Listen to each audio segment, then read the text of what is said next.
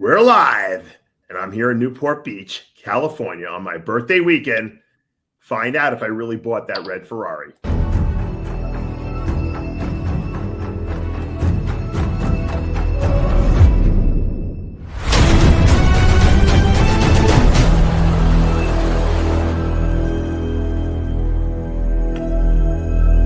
I created Species Nutrition with one mission in mind: to provide bodybuilders and serious athletes with no-nonsense supplements that work.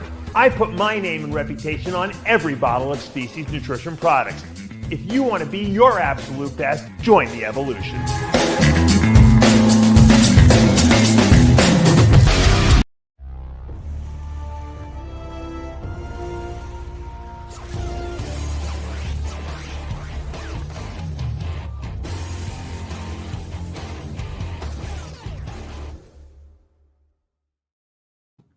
And we're back for another installment of Heavy Muscle Radio. Yes, I'm in a hotel room here in Newport Beach, California, my birthday weekend. And I'm here with the technician, Chris Aceto. And I didn't know this, but Chris tells me, oh, you're in Newport Beach? So's Jay Cutler. What a coincidence. You'll probably run into him. I know. I wonder where I'll run into him. That's the question. Probably at like Whole Foods or something. I got to tell you, I really like Newport Beach. I have my friend Umberto, who works for me, at RX Muscle here, and Species Nutrition. He does my Instagram. He's like, you got to come out to Newport Beach. You got to just relax. You're burning the candle on both ends. You got to take a break. I said, all right, you're right. So I feel I'll come out here for the weekend, do a little recording with him, and make it a kind of like a little work vacation. And I'm telling you, when I went to 2 months ago, when I went to California with my client John, and we went to Venice Golds, I was so disappointed in how Venice had become, kind of like I don't want to say a shithole, but it's not the Venice that you and I remember. And when I came to Newport Beach, while yes, it's a much higher end than Venice was back in the 80s and 90s, it had a Venice vibe to me when I walked on the beach here, when I walked on the boardwalk, and just in the town, eating in the clean places here. I got a Venice vibe. And so I was telling some people this that were around here, and they said, yeah, a lot of people from California or from LA and Venice are moving to Newport Beach. This seems to be the new place everyone wants to be. Well, it's as I told you, it's spectacularly beautiful. I mean, what's not like about the Newport Beach area? The harbor, the beach, right. The perfect weather. Like I said before, I said, California to me is still the most beautiful state. There's so much to see from top to bottom, but of course LA's falling down. So it's well, they burned it down, so now they could build it back up again. And well, even prior to that, look at the anyone who's been going to Venice for the last 10 years knows that every 2 years that you go, right, you see more craziness, more crime, more riffraff, more. It's more expensive, Chris, to live in Venice than it is to live in Newport Beach. The guy who works for me, he's paying less rent here in Newport Beach, and it's freaking gorgeous. I think actually he's in Laguna Beach, which is even nicer. It's also really nice. And Venice, Leo Meyerhoff, who interviewed me, paying $4,000 a month for a small apartment there. It's crazy that the prices. Why is Venice so expensive? You're the real estate mogul. Because LA is still the and a bigger population, more jobs, more competition for apartments and condos, and it's the economic driver compared to Newport. Newport is like, Bill Gross is up there, for example, 80-year-old Bond King. It's old money, it's quiet money, it's there's less intensity in terms of economic activity. So it's like Manhattan, right? In terms of economic activity and jobs, you'll find for everything.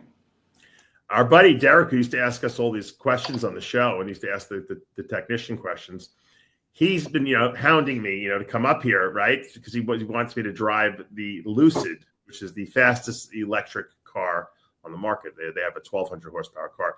So I was in the there's the Fashion Island Mall here, and they have a Lucid dealership there. It's a small little satellite one. So he called up and he told him I was coming in. So I went and looked at this Lucid, which is, I got to tell you, for an electric car, it's pretty badass. It's got a lot of room in it. It's like a 4-door sedan that's super fast. They have like different versions. I was looking at there was an 800 horsepower one, and they have the top of the line one's too expensive. I wouldn't want to buy that one, but that one's like the 800 horsepower one's pretty nice. So he was supposed to drive down here today and meet me with the 800 horsepower one to let me test drive it. And then I don't know what happened. Something happened. So I don't know if I might see him later tonight. So if I put up any videos of me driving a Lucid, you'll know he made it.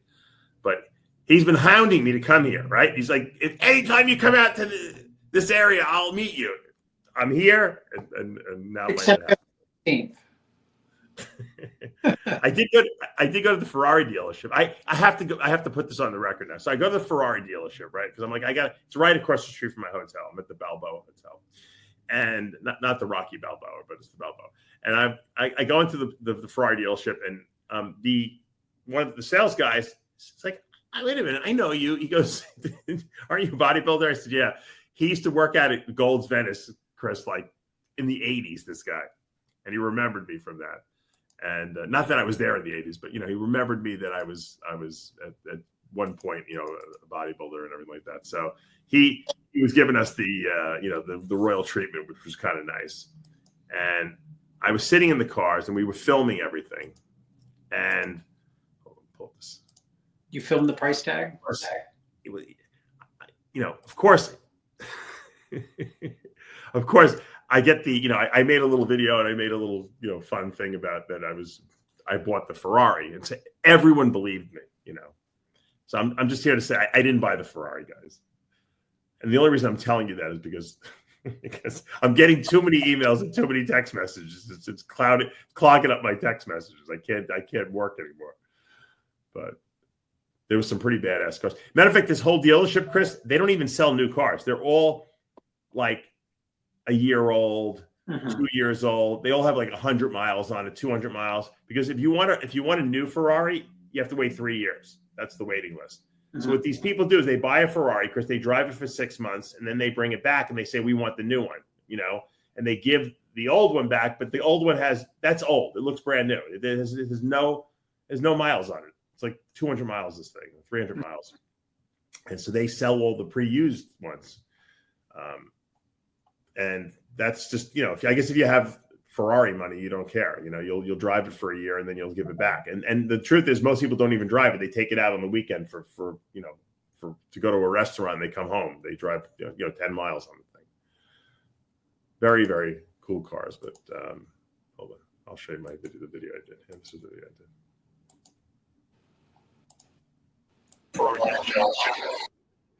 In my new Ferrari, 292 GTX Ferrari. As you can see, with every option, the steering wheel's got carbon fiber on it.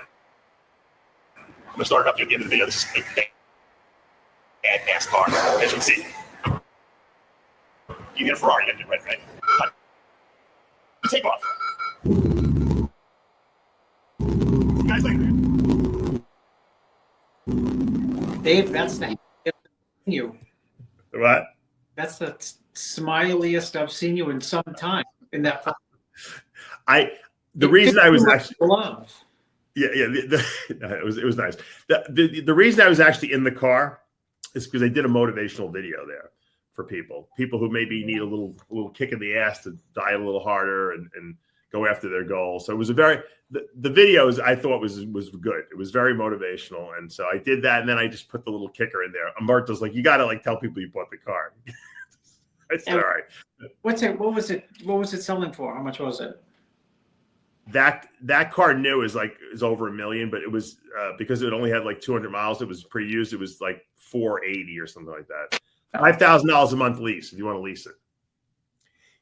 I was watching a video by a very rich person, and this is interesting. He's like, if you have $500,000 or $1 million to fork down on a car, you'd be an idiot to buy the car for $1 million. He's like, because if you put the million in any kind of even very conservative brokerage account, the interest you'd earn on the $1 million would more than pay the the $5,000 or whatever $8,000 a month lease payment. He goes, so no one who has got money and understands business would ever pay cash for a car like that, even if they had the money, because it's cheaper to just take your interest payment. You make the interest on it and pay it, which I never even thought about. That I guess if you have that much money, that interest would pay the monthly payment on the car.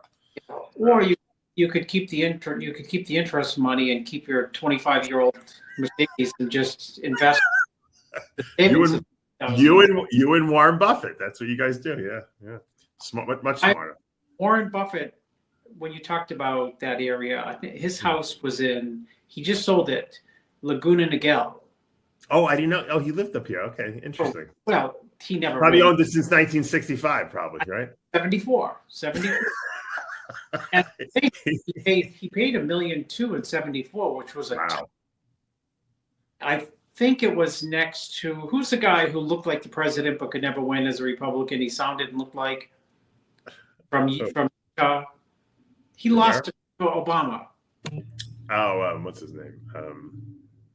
Dole. No, not Dole. He looked like the president. Dole lost because he didn't look presidential and won on. I'm trying to think. Ask isn't somebody. that terrible? I can't think of who's. We're getting old. Obama. He looked, and then Trump came out and said he choked like a dog versus Obama. Choked like a dog.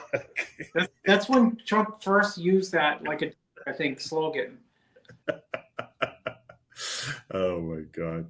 I'm happy to see that RFK Jr. got approved. That was a pleasant. They brutalized that guy. I felt really bad for him watching the approval process. I had to turn it off a couple of times because these people were so brutal to him. Oh my God, so disrespectful. Well, that was a done deal that they were going to be brutal, and it was a done deal that he was going to, pass. Yeah. Well, so his house was next to Mitt Romney's. Oh, was it? Yeah. In Laguna Niguel.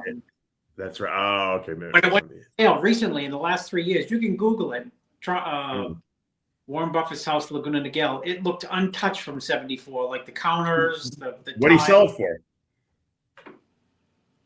He didn't put How much did it sell? He didn't put one penny into it. Well, what did it sell for? Oh my gosh, I don't know. Probably like 20. Oh wow. Yeah, he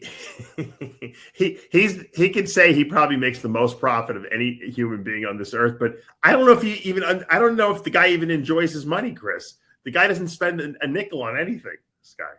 No, he enjoys saving it. I understand. What's the purpose of life if you can't enjoy a little bit of it? Well, right? He's given away billions, so I mean, maybe he gets away that. He probably gets pleasure that way. I'll say one thing though.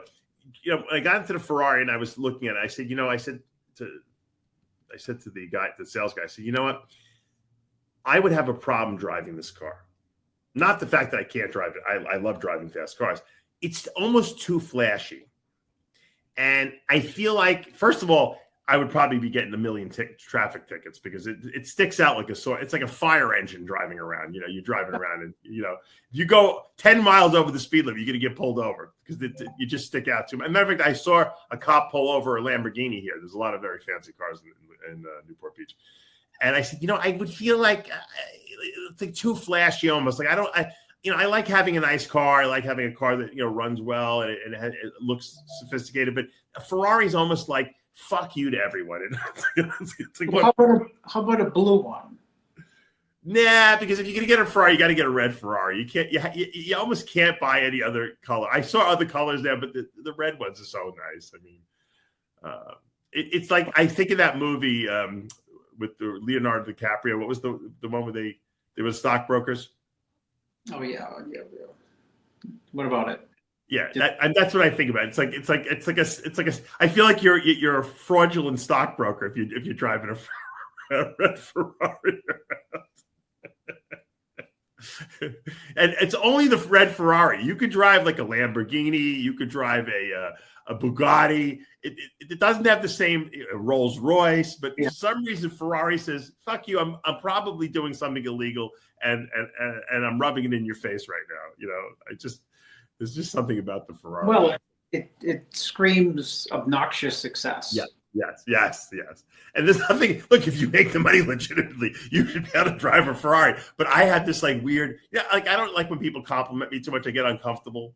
I know you're kind of like that too a little bit, and it goes with that thing. It's the old Woody Allen, Groucho Marx expression. I wouldn't want to belong to any club that would have someone like me as a member.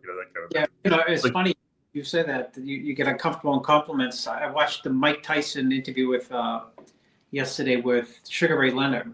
Right. Sugar Ray Leonard was very uncomfortable with his success. Oh, he was? I didn't know that. He looked like he looked like he was really comfortable with success, you would think. Remarkably insecure, and that's what led to, he was an alcoholic. Oh, wow. Spoke every single day for a couple of years. Really? I didn't know that. And it was all fell back on this weird idea that he was not comfortable with his success. Right. Which is strange. Weird.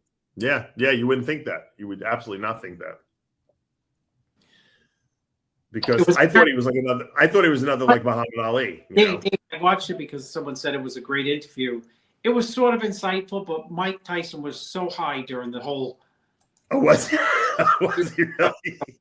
Yeah, he's into the marijuana now a lot. Yeah. I don't know how old the interview was. I think it was in the last couple of years or so, but he was like, he couldn't get a word out straight. Tyson and George Foreman they were like these villainous, terrible people who became the most beloved, right? Oh yeah. In their later years, it's an amazing when you see that the transformation can occur like that. It just really is. But hold on, I want to show you. Did you see this this slam dunk contest? I got to show you this. Yeah, they had the NBA All-Star game. And at the All-Star weekend, they always do the slam dunk competition. This guy's won it 3 years in a row now. Mac McClung. I don't know if I didn't even know who he was, really, because I really haven't followed basketball too much. But watch this dunk, Chris. We don't need anything else right now. The beautiful thing about that dunk is once he got right here, he gets the ball. Look at the patience. Now it's time to take a turn. Now you see what I'm saying? Now you turn. Patience in the air. Turn. You're showing hang time. Look what he's hanging on. He's looking over. Isn't that insane? Can anyone dunk besides Phil in bodybuilding? Who else? Who told me they could dunk? Gunter might have been able to dunk. And Nasser would say he could dunk.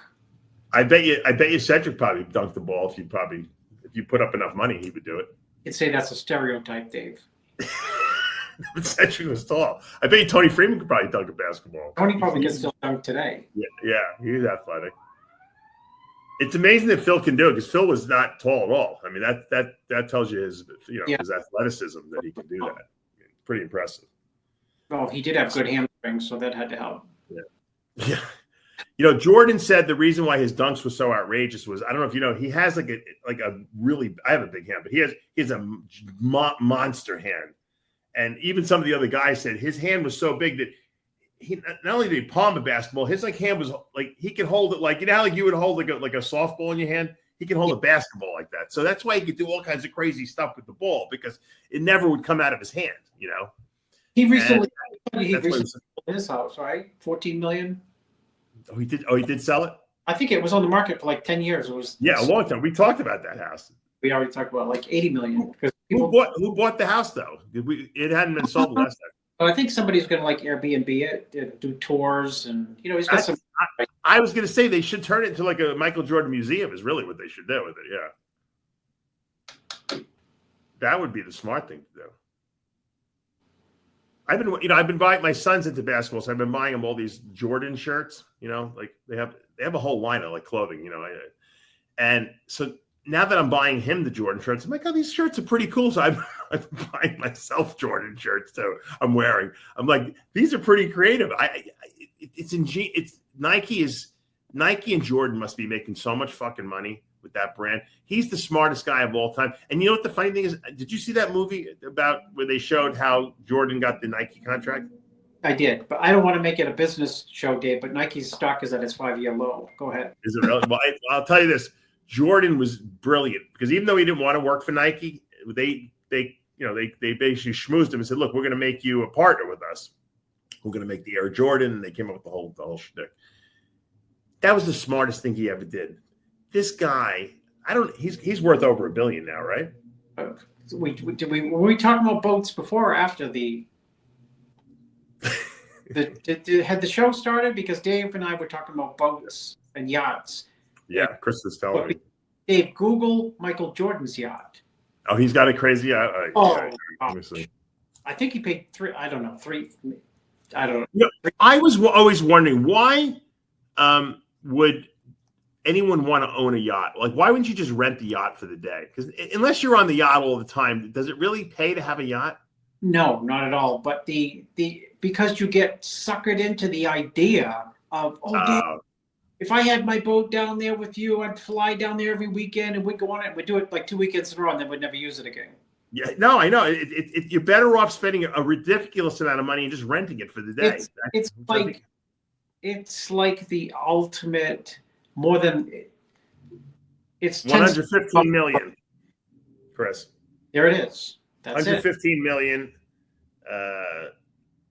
Fits 12 and 6 cabins. Let's see what it says. 1908. It's a 2018.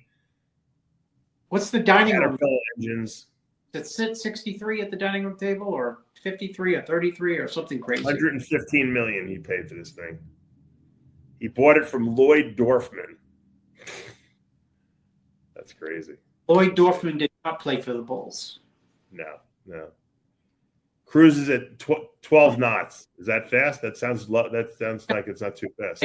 18 miles an hour. I guess for a big boat like that. Let's see if I can zoom into this thing.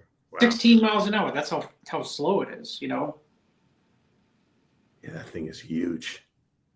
I wonder if he even goes on it. Yeah, he uses it a lot. I see him on all the time on it.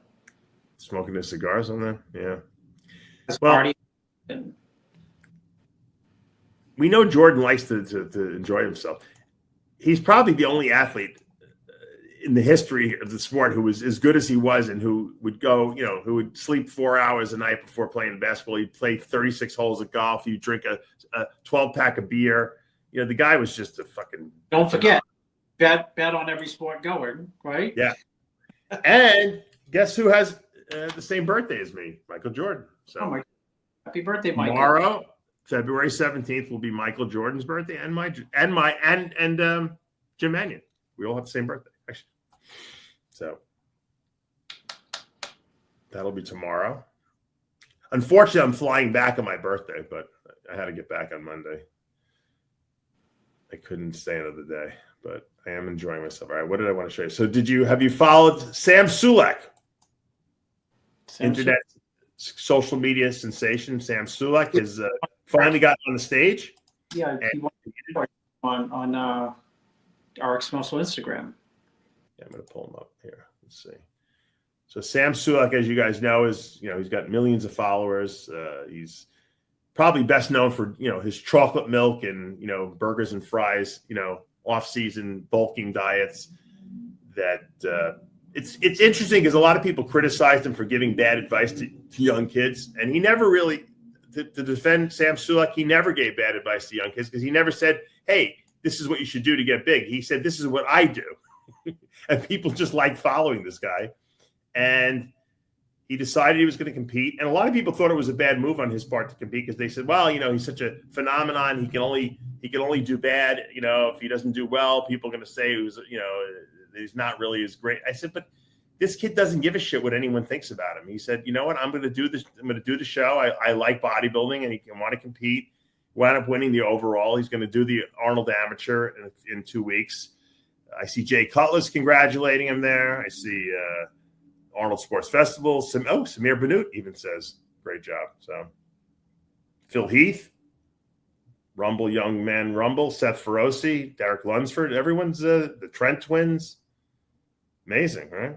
Matt Grego, your guy, Dexter Jackson. I wonder if all these people are saying, great job because they feel that he's got a lot of views and they want to put their name on his page or not, or if they really believe that. I always wonder that. What do you think of his physique, Chris? I think he's good for the first show. Really good for 23 first show. Yeah, good abs. Good midsection. I don't need the front double at the back. I mean, it looks good both ways. I think it's, he looks good for 23 and first show. Yeah. You think he can win his pro card at the Arnold, or you think he's jumping the gun a little? It depends. Probably probably not, simply because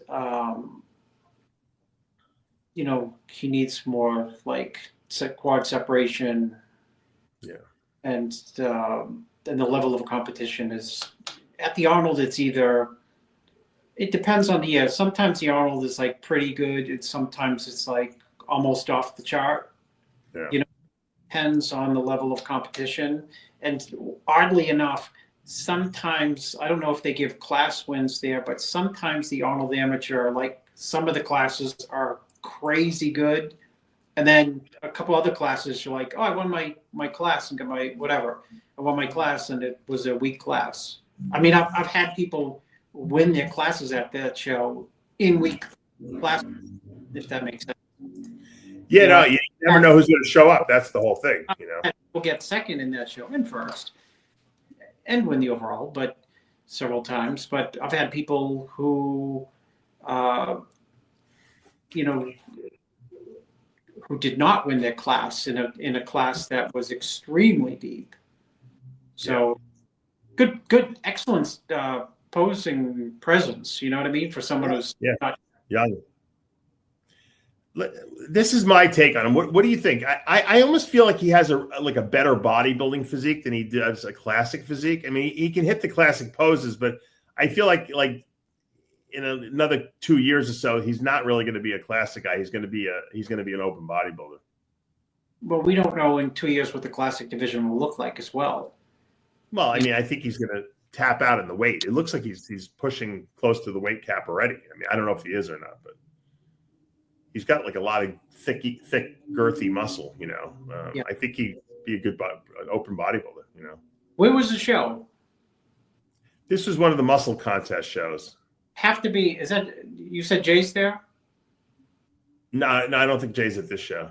Oh, Jay commented on. Okay, I was gonna say it has to be. Jay just commented on his on the victory. When someone said after the prejudging, someone said, "Oh, he's either first or second." I said, "There's no way that this guy's not going to win the overall. He's got a couple million followers. I'm not saying that he didn't deserve it, but I'm saying if it's close, they're going to give it to this guy. I mean, this is good for the sport, and he's probably one of the most talked about guys in the sport. He's got millions and millions of followers. This guy, it's really incredible when you think about it. This kid's got 6.2 million followers, Chris. Crazy. I mean, think about it. This is a guy who hadn't even competed. Yeah. So I think that's why a lot of people felt like it was risky for him to compete, because they're like, well, if he competes and he doesn't do well. I said, he's in his 20s. He doesn't give a shit about anything. But any publicity is good publicity. So if you have 6 million followers, if he had, not won, there's no downside. If he did win, there's no downside. Yeah. Not meaning you don't have to read into it. There's no negative when you have 6 million followers. Yeah, people were there's Jay with him right there. Yeah, Jay told me he had gone out to Vegas. I think they trained together. People are very upset that he cut his hair. So I heard he's growing it back. I think he should just tell everyone to go fuck themselves, and he should be. It's funny. Great short, because he looks 20. Yeah, he looks better when it's short. I agree. There's Jay training with him.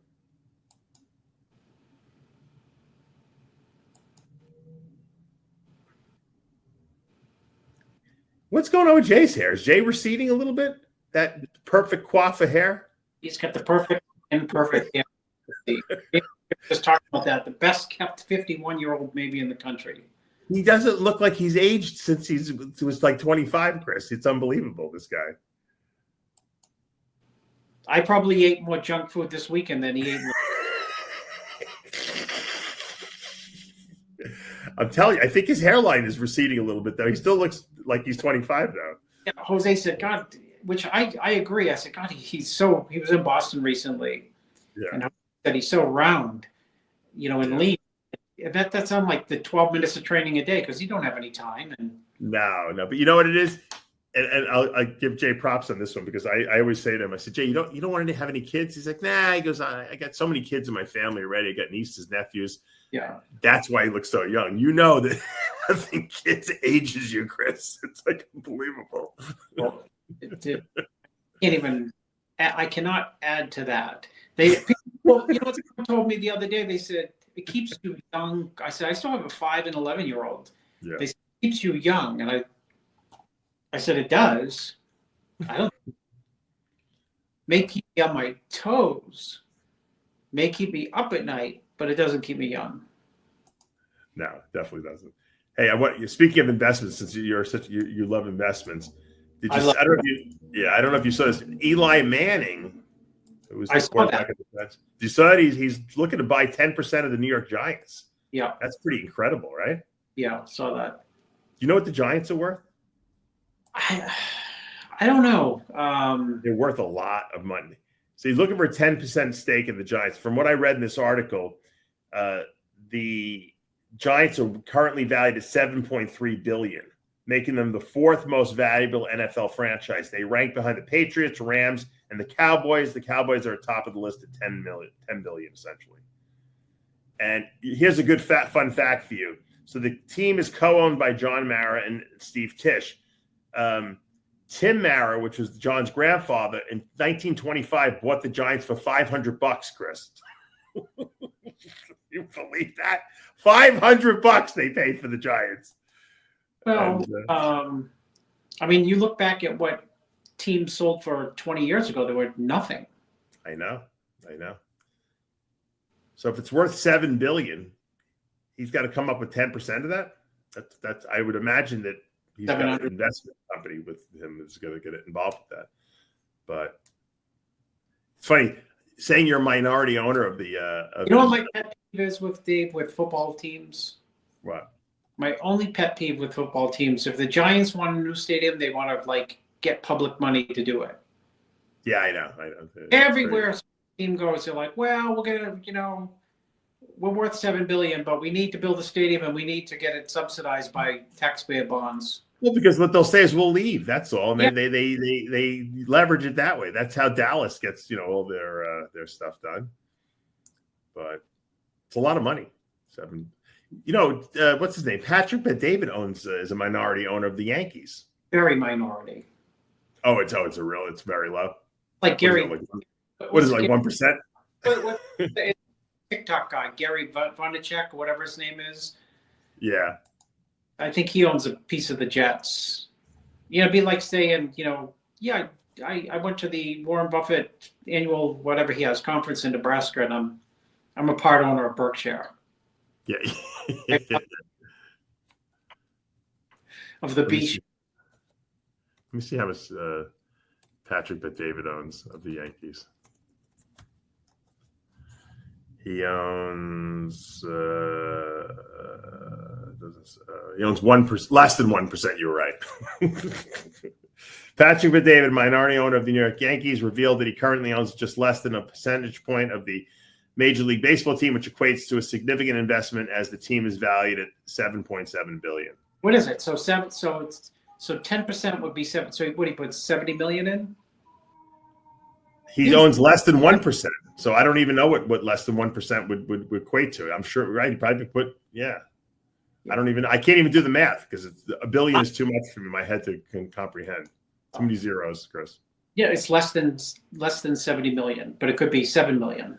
Could be. Right. It's interesting. The Yankees and the Giants are worth the same. You would think the New York Yankees would be worth more, right? You would think so because they've been there longer. They have the tradition predates football's growth, but Major League Baseball viewership is in the toilet. Yeah, that's true. When you buy a team, do you get the stadium too, Chris? When you buy the team, you get the real estate. Yeah. I would say my guess would be, yeah, the stadium comes with the team. I would think so, right? Yeah. That's good. Let me ask you this question: If you had $100 billion, would you buy a team? Would that be something you'd want to be doing? No, that's not I don't think sport. I don't think it's a great investment. What would you buy with $100 billion? Bitcoin. I'm just kidding. I don't know. If I had that, I would make % sure, Dave, that my first make sure that it does not go to 99. So I think safety and average growth. You only need average. You need average growth. That's all you need. Right. It's like someone.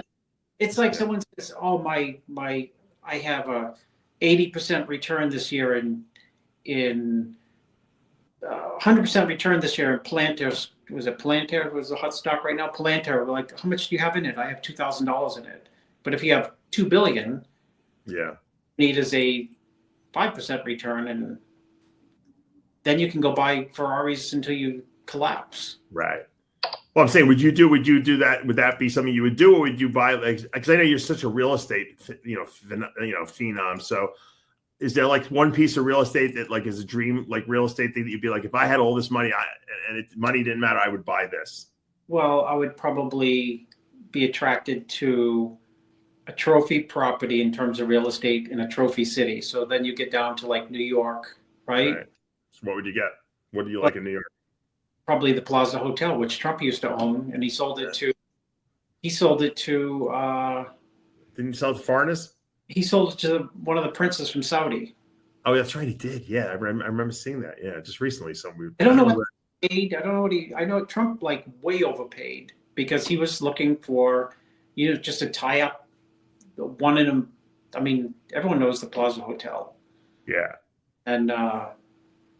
And then he ended up losing it to Yachts again, to the Saudi prince, and the guy also bought his yacht.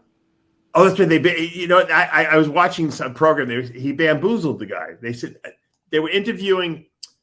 You know what they were interviewing? The woman who's on Shark Tank. Barbara Cochran? Barbara. She worked for him at the time. For the Saudi? She worked for Trump.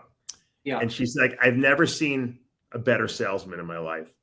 He went in there with the Saudis and they wanted to like make him an offer. He's like, no, he goes, we're not even going to talk about the plaza. I got something else. I got something on the Hudson I want to sell you. And they're like, no, we want to talk about the plaza. He's like, no, we're going to talk about this. And he wound up selling him some other land along the Hudson and the plaza. She's like, I've never seen anyone close better than him. He bought the boat from him, which he still has.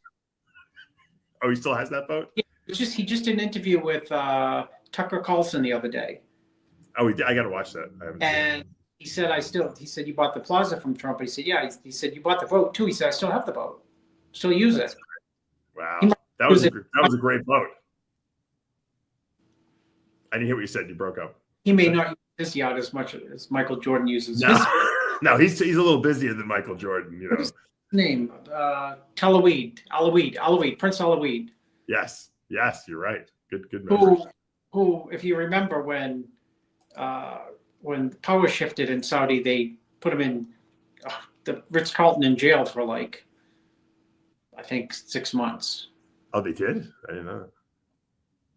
They pulled the Trump. All the people who are like, may have been had government contracts, might have been kind of sort of ripping off the country. He rounded them up and put them in the Ritz in jail until they I don't know, paid to get out.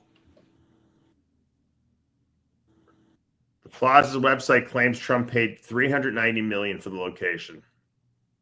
God, in those days, that money adjusted for inflation. What year was that? I'll tell you what it's worth. What year was that? 1990, I think. 88, sorry. So he paid probably the equivalent of today's dollars, minimum $1.2 billion. Wow. Holy shit. Hotel. He did get a cameo, though, on Home Alone because... That's right.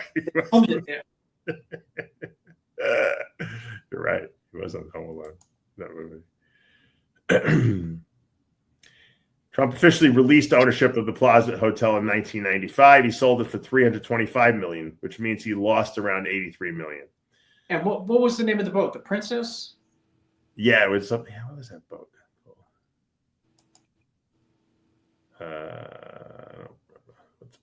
The boat was gigantic in those days' standards. And he bought it from, I think he bought it from Adnan Khashoggi. It was renamed the Trump Princess. Yeah, good. Khashoggi. Do you know who Khashoggi is? No, he cost $2.5 million to operate a year to operate that boat. Yeah, he bought it from Khashoggi and sold it to Eloise. Wow, that was a nice boat. I remember that boat back in the day. It was crazy. Because he wanted to take it from Lower Manhattan down to the casinos, down to the Taj Mahal. I don't blame him. Right? It was the biggest casino in the world by far. Yeah. And who do you think he had as his guest host pal around with him opening weekend of all the people? And it wasn't Steve Blackman. I mean, just think, Dave, if you were having a birthday party for your son 30 years ago, right, and wanted to invite just the superstar of superstar, and then they said, yeah, but it's going to cost you like $10 million to have him there for a couple of days. What, did they invite Tyson or something like that? Oh, no, bigger than Tyson. Good guess. Ali? Michael Jackson. Oh, of course. They were friends, though. He defended Michael Jackson through that whole you know what? He did crazy fiasco with the kids and stuff like that. He always defended Michael Jackson. Well, Michael Jackson got off of those, both of them. No, I know, but Trump was Trump never turned his back on Michael Jackson. I guess he's very loyal to his friends. If he was alive, he would have had Michael Jackson sing the national anthem. He would have at the inauguration. You're 100% right. There's no doubt about that. No doubt. All right, so we got the Arnold coming up now in 2 weeks. And I wanted to just get your opinion on what we got to pull up it's like the odds players. Like it's like we're doing like the election now. Like, all right, well, Samson Dowda. These are the latest pictures, at least I've seen him. I don't know if this is latest, but it looks like it's the latest. Yeah, monster side chest. Yeah, he's looking huge. Now, I know you're an Instagram expert. Yeah. These pictures legit, or you think these are a little doctored up? They look like when I try to put my ad for my condos online. All right, so they're a little fixed up, a little bit, according to you. Is this a level of conditioning we can with fullness that we can see from Samson on stage? Oh yeah, I think it's. I mean, I think it gives a good representation of the condition, which looks great, and the fullness, which looks great. Yeah, I mean, I think this is hard. This is going to be very hard to beat. I don't. Very. He's got a level of density about himself now that I don't think he had in former years, right? He didn't. He had when he was third, he had density and condition. It looks like he's got density, condition, and more size. And size is the impact of even more density and condition, if that makes sense. Yeah. Is that him walking on the treadmill? Yeah. I thought he looked free. He was so big and freaky there. He just looks like he's just gotten he's at another level now. I don't know. It happened to Ronnie. It happened to Dorian at one point in their career. It seems like he was impressive at the Olympia, but it seems like he's notched it up since then. I don't know. Something's happened to his physique that it's just super impressive. And like I said, I don't know if I'm exaggerating it but I feel like his physique has come into its own. Yeah. Pretty big dog he's got too. Even the dogs look bigger. I think he got the keys to his own gym too. Did you see this one? He's opening his own gym, which I thought was kind of cool. Hold on. This is very cool that Samson has his own gym now.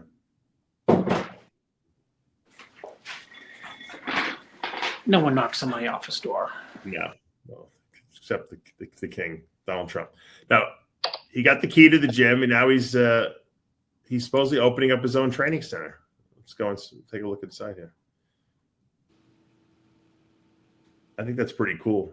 I think for a bodybuilder at his level, when I remember Levrone opened his gym when he was back in his heyday, it's got to be really exciting when you have enough money where you can buy your own gym and set it up the way you want, get all the equipment that you love training, with, and make it something your own. I mean, Derek Lunsford obviously set up his own gym.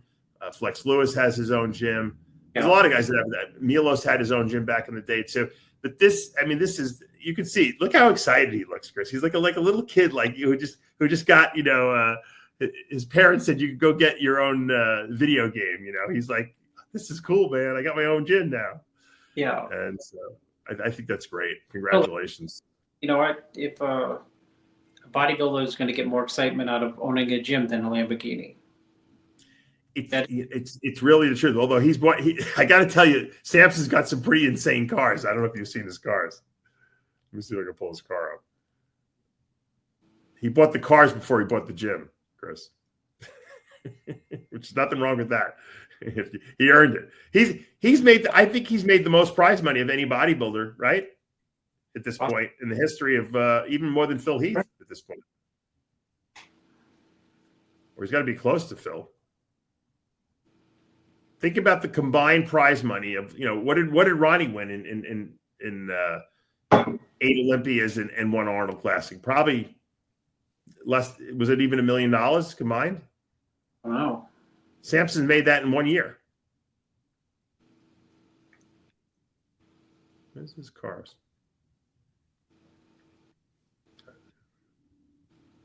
Maybe I passed him. I don't know.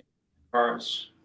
Yeah, if he wins the Arnold this year, he will have passed everyone on the most prize money made, which is just a testament to how much money they're giving away nowadays compared to what they did in the past. It's like when you see what these football, baseball, basketball players are making nowadays compared to what they made, 20 years ago. Yeah, it's nuts. It's nuts the difference. Anyway, so. Look, I take my hat off to him. It's good, but I got news for you. The Arnold is not going to be an easy win for him because he's got Derek, who's looking at his best. You got Andrew Jack, who no one's seen except you, and I have to assume that he's looking very good if you're piloting that ship. We got Carlos Thomas, who's a dangerous wild card, and you know how it goes. These shows are not about everyone and what they look like at their best. That's why it's impossible to handicap these things, because we know that at least 50% of the guys on that stage will not be at their best. And that is a guarantee, right? Have we ever seen a show where everyone showed up at their best or even close to everyone? Never happens. Never happens. Yeah. So the question is, who will be at their best? And that's going to dictate who's going to win these shows.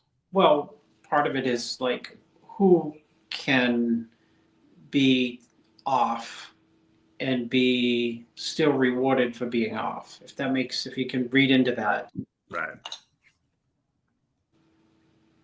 Like I loved seeing Hadi Chopin show up insanely shrink wrapped and just nutty, like the best he's ever been. Because to me, that was a definitive win. It wasn't like, well, we're picking the best of the people that are not at their best, that kind of thing. Whereas when trying to think which was the Olympia that when Derek won the Olympia, it was kind of like, well, everyone's a little bit off, who's the best of the guy. Hadi was a little off. Samson was, not quite as hard as he needed to be. And Derek just kind of sealed the deal from behind and he won that Olympia.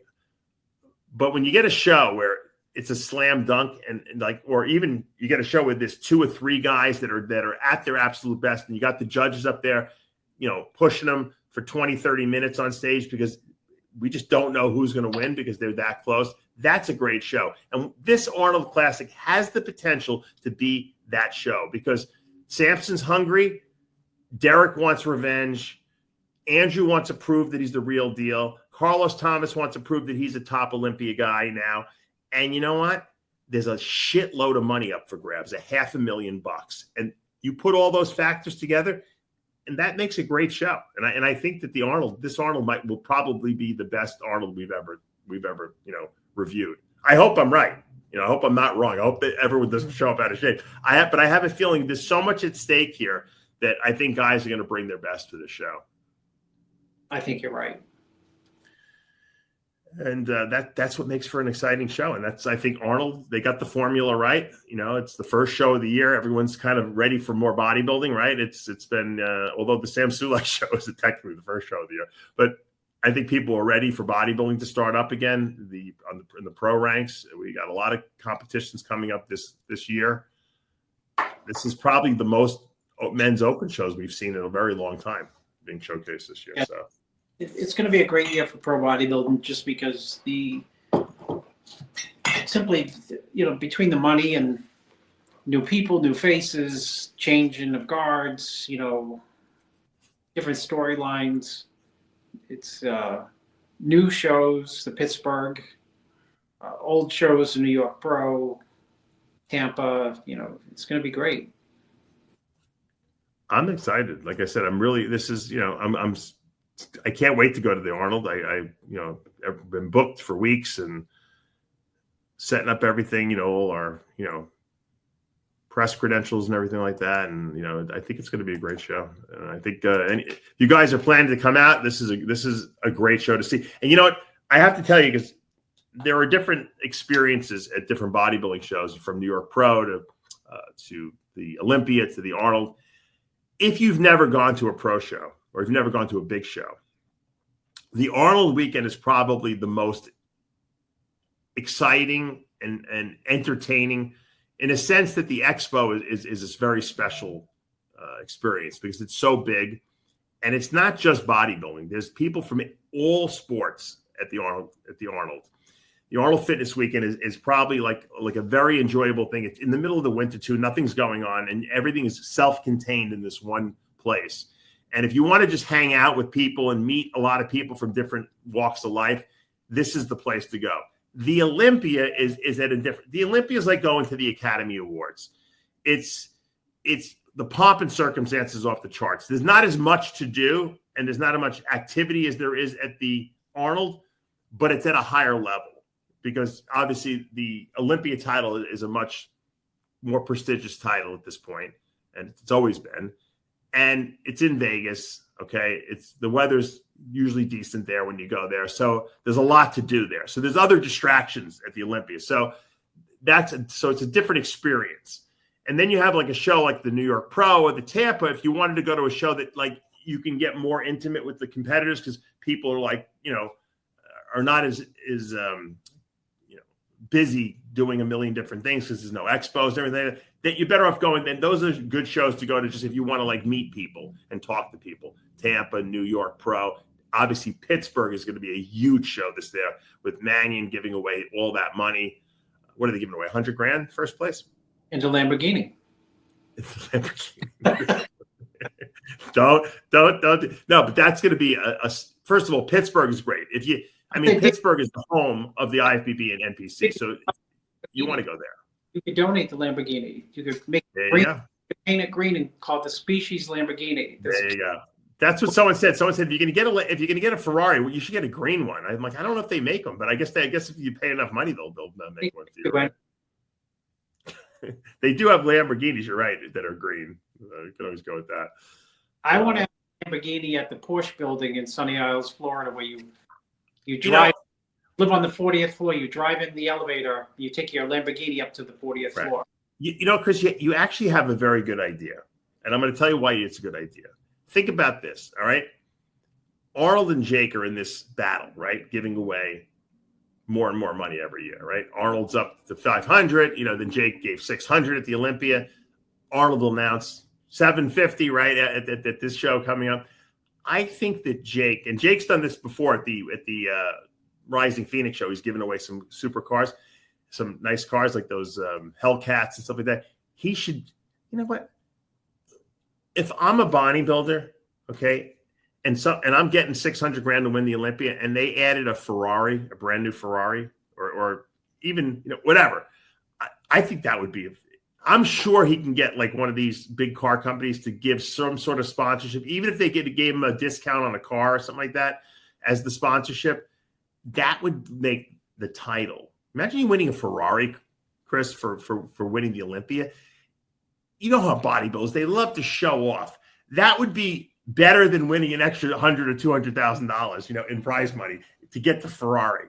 And I'm telling you, it would raise up, you know, what the victory meant, almost like it did for the Arnold back in the day when Arnold used to give the Hummer away. But this is going to take it to another level almost. Well, Coleman won that. What did he win that year? The Hummer. That's why he did the show. He said he wanted to win the Hummer. Olympia, Dave. Oh, the Olympia? Did he win a car at the Olympia? He won a not a Navigator. What's the step up from? They drove it right on stage. Oh, what? Yeah, what did he win that year? I don't remember. I don't remember what the car was. 2000 and was it an Escalade? Escalade. Yeah. He's still driving it. Well, Jay, didn't Jay sell his Hummers that he won at the Arnold? Yeah, Jay sold his. So if there's not, Dave, I mean, there is a precedent for giving out expensive vehicles to the Arnold and the winner of the Olympia. Take it to the next level. Give a Ferrari away. It probably gave the Escalade because Arnold was giving out those Hummers. Right. Of course they did that. Of course they did that. And you know, the Escalade was a big deal back in the day. That's what everyone wanted. But I'm telling you, you give away a Ferrari, oh my God. The braggadocious rights on that. Think about that. You drive that thing on the stage, you know. It's like, and you're in Vegas. I mean, we're better to have a Ferrari pull onto the stage than in Vegas. I mean, the pomp and circumstance around that, it would be way better than raising the prize money. I'm telling you, if they can get Ferrari to like partially sponsor the Olympia, man, would that be a home run for these guys? You put Mr. Olympia into a Ferrari and take a picture with that. That's the greatest marketing for Ferrari that they could ever expect. I mean, it's like awesome. I think it would look killer on stage. Yeah, I do so. Sitting in his new Ferrari right on stage. Right? Samson Dowda in a Ferrari, man, driving off. That would be fucking awesome, man. So that's my maybe that's why I had to go to the Ferrari dealership here in Newport Beach. I had to get that idea. And it was actually your idea, but I'm telling you, I think that would be phenomenal if they gave away a brand new Ferrari or even pre-used one. Just that no one's going to know the difference. Give away a Ferrari. Bill Phillips gave away. Remember, Bill Phillips had that contest, Body for Life. He was giving away his Lamborghini, and then what happened was he decided at the last minute he was rather than give one prize away, he'd give away 5 or 6 prizes to people, and he gave away Corvettes or something like that. Like each person got a Corvette, but cars, man, that's like a flashy, you know, bodybuilders love that. You know, I think that would just be stellar if someone decided to do that. I think it would be, you know, I hope it doesn't happen in the Middle East first, because those guys, they love their exotic cars. I could see them giving away, but then you'd have to ship the car from freaking, you know, Dubai to the United States. I'm telling you, Jake Wood, talk to Ferrari. Remember in the World Cup when the Saudis beat who? They all got Ferraris for beating. Oh, they did? Oh, I didn't even know that. In the World Cup soccer? Whoever they beat, they were like complete underdogs, and they beat at the most recent World Cup in Qatar. They beat. Oh man, that's all the. I forget which team, but they gave them all Ferraris when they came back, or Lamborghinis, one of the two. Every player. Really? I didn't even know that. Wow. I'm surprised Kamal hasn't gotten a Ferrari from someone for all, you know, he's won a lot of titles, and he got a lot of good cool stuff, right? Yeah. Over the years from the Qataris. Let me see. I'm looking. Well, just for inflation, his income might have beaten non-prize money income might have beaten Samson. Yeah.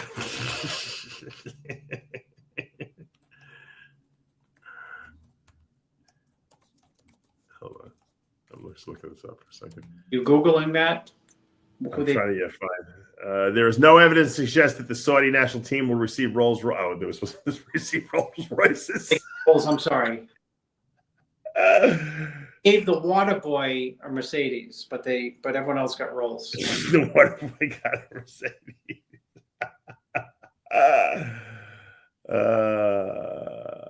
That's funny. Trying to see that. Evidence? There is evidence. Everyone got one. Maybe this was before. Maybe this was before they confirmed it. I'm just trying to find the story here. You know, AI. They don't always get it right. AI. Google it. It was a news story. Fact check. Were the Saudi players promised Rolls Royces for their World Cup win? Saudi Arabia's astonishing World Cup win over the favorites Argentina has been among the most surprising results of this year's tournament, with eager speculation that the team could yet move to the competition level. Oh, this is not the final. So that's who they beat, Argentina, the favorites. Multiple tweets claimed that they were supposed to receive Rolls Royces for their win. So I don't know. I haven't got confirmation there. I'm assuming they did because you said they did. Yeah. Saudi Prince has announced a Rolls-Royce Phantom to each team member having defeated Argentina. There you go. There you go. Rolls-Royce, even better. I don't think the bodybuilders would appreciate the Rolls-Royce as much as they would the Ferrari. Yeah. Give the Ferrari to the bodybuilders. A car of all time. There you go. Have you driven? Have I driven what? A Rolls-Royce? No, I have not. Maybe Jay will let me drive his. It feels like you're driving a couch. Oh, is it? Yeah, it's like the old Cadillac Escalade. No. Cadillac, what was that? The DeVille or Seville? Which was the one that was like driving a couch? All of them, probably. Doors made of steel. Like, someone bangs into you with their Ferrari, they put a dent. Their airbag won't go off because. Yeah. Does Jay still have his Rolls Royce? I think he has a Rolls into Ferrari. Yeah, good for him. He's got a lot of money. He's got a lot of money. Maybe Jay can put his Ferrari up for for grabs. Maybe he can donate it to the cause. Get a good tax write-off on it. Well, we'll see. The Arnold Classic is going to be super exciting. Next week, we were going to be doing our official Arnold preview show. And I think we're going to be doing some iron debates during the week. I think Sid has set up some of them, Chris. So we'll make that work. We got a couple of controversial topics we want to discuss in all the divisions, from Classic to Men's Open to the Men's Physique division. And we're going to go over all that. It's going to be an exciting weekend. I'm looking forward to seeing you and all the RX Muscle team and everyone in the industry. I guess we haven't seen each other since the Olympia, and it'll be great. I got to tell you, though, it's good to once in a while take a little break and unwind. I figured if I didn't take this vacation now, Chris, I was never going to take one. So I got like a little work mini vacation here in Newport Beach, back to reality tomorrow on my birthday. And then we got a busy year coming up in 2025.